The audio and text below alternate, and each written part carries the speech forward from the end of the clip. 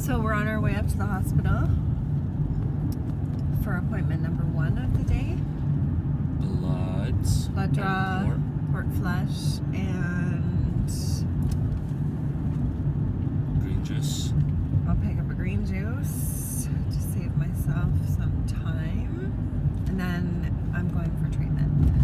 Vitamin C.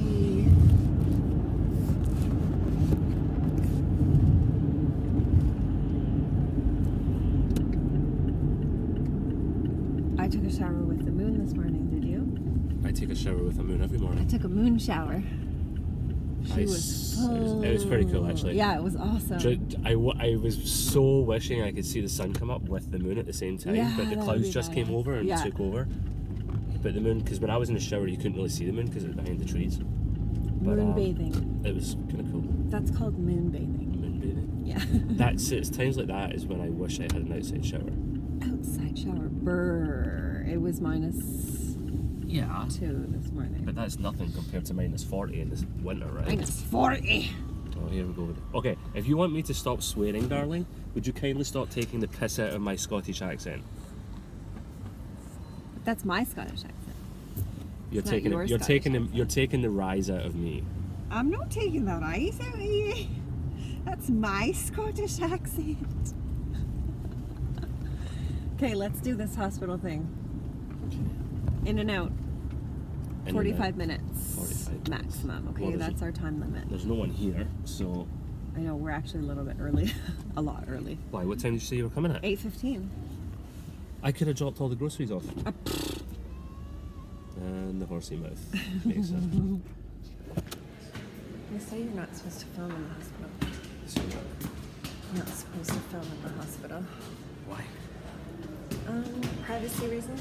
Oh, so then we'll film in.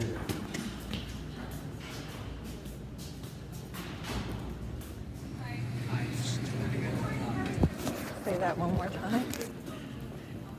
Beef stroganoff. Sounds ridiculous coming from you. Why? Beef stroganoff. What do you want me to say? Beef stroganoff. Beef stroganoff?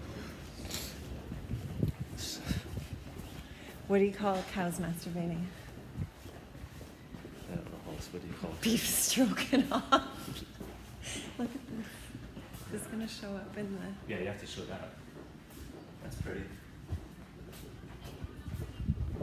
Wow.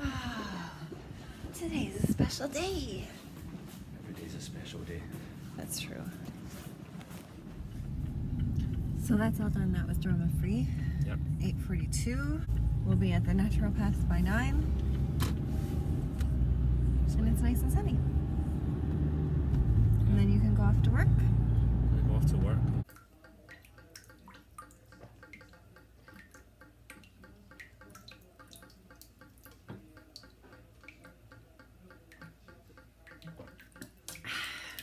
Dr. Erin Connolly. Her book is called The Cancer Revolution. Both of these doctors talked about cancer prevention in the first place. And I never feel like I get my message across clearly because I'm always just so inarticulate with my words. Since chemotherapy, I can't even talk. I can't even express myself properly. The backstory is that I have a scan on Tuesday. My scan is in 3 days, and I cannot help but be anxious about the scan. As well as I feel great. You guys see me like moving around, doing my life, but the scans tell, you know, a deeper story. And because the cancer is so deep inside my body, I never know what the freaking scans are going to say. You know, I have positivity and I have faith and I know that I can do this, but there's no amount of,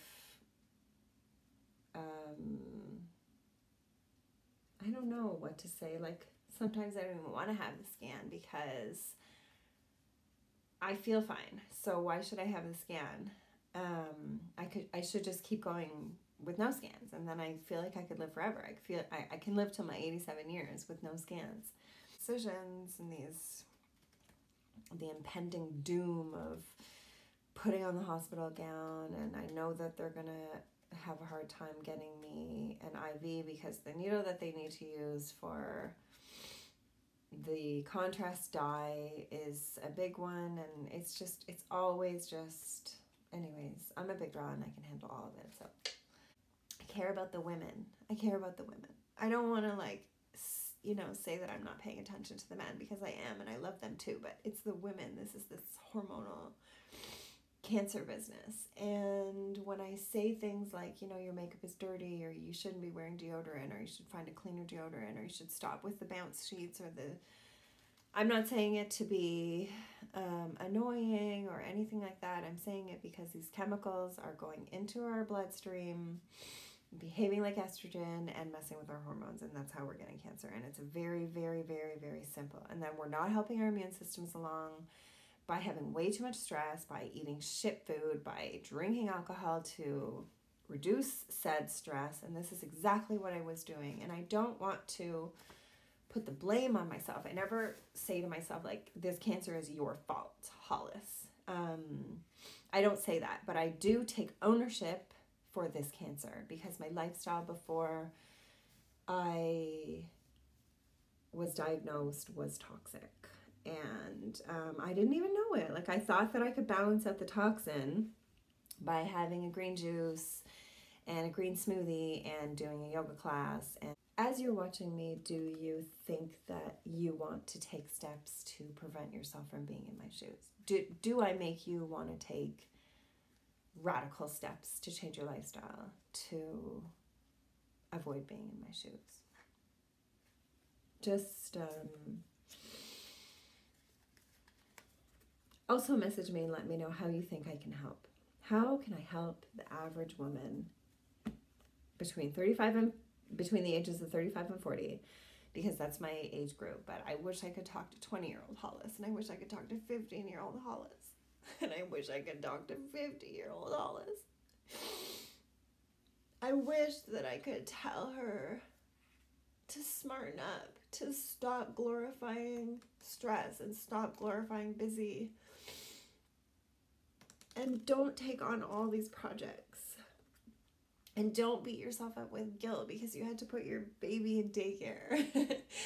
And don't get so drunk on a Saturday night that you had to sort your hangover out on a Sunday morning with more alcohol and a greasy breakfast. Don't do that, Hollis. Treat yourself with respect. Treat yourself with love, because you are love and you deserve love.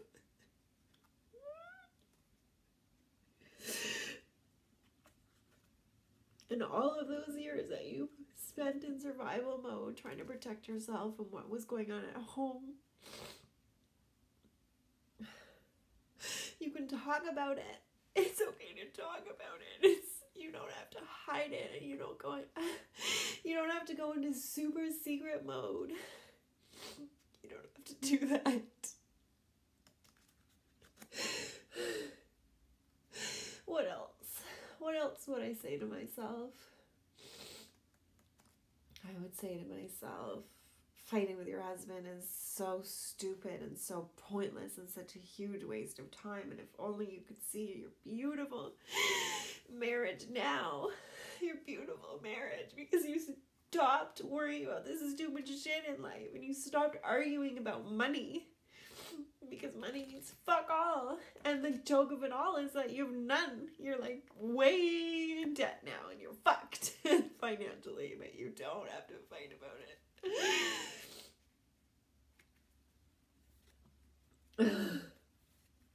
Talk real talk. Talk real talk. Don't talk small talk. Talk real talk. How are you really fucking feeling? How are you really feeling? Are you covering shit up? Don't cover it up. But you know what?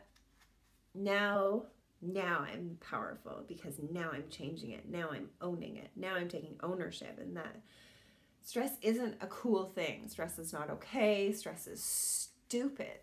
guilting. I was running around like a crazy banshee. I was saying yes to many, many commitments. I was going to parties because I felt obligated to go to parties, even though I was way too tired to go to the party. But you know what's the solution for that? Wine. You can just drink and it's fine. Go on a food plan because you love your body. Don't go on a food plan because you want to lose weight. Go on a food plan because you want to survive until you're 87 and you don't want to have the torture of going through cancer treatment. And this is me at a weak moment, and my cancer treatment on a daily is not torture. I absolutely love my cancer treatment. My Gerson therapy, I'm so grateful for it. My vitamin C treatments, I love sitting in that chair with people who are inspiring, and my incredible doctor who will go to the ends of the earth to take care of his patients. He's amazing. I'm so grateful for that. But the fear and the deception and the government's bullshit with this fucking bullshit. The big pharma and their money and their big ribbons and their breast cancer awareness.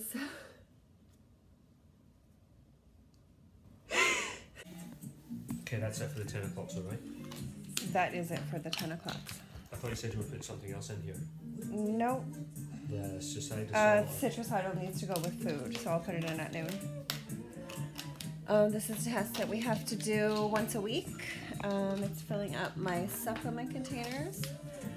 So this is a list of Gerson therapy supplements that I take, and also some regular meds, and I throw my pharmaceutical meds in here as well. So everything gets taken at a certain time.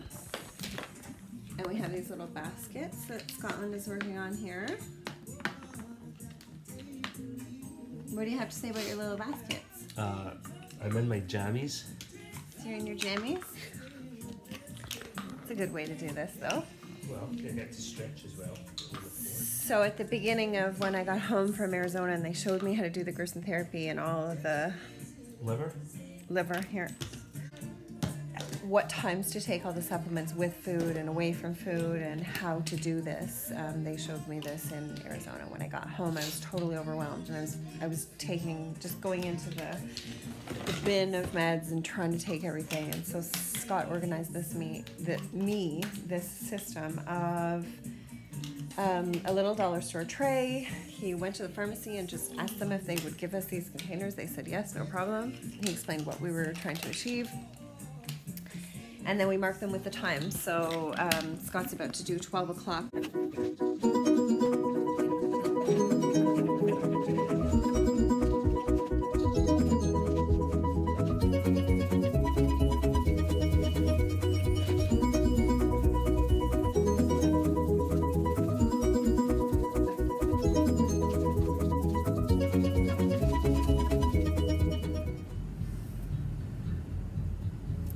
I'm looking a little haggard. I was cute this morning. I was looking a little haggard, and I'm a little bit haggard more. Rid yourself from mental slavery. None but ourselves can free our mind. Atomic energy.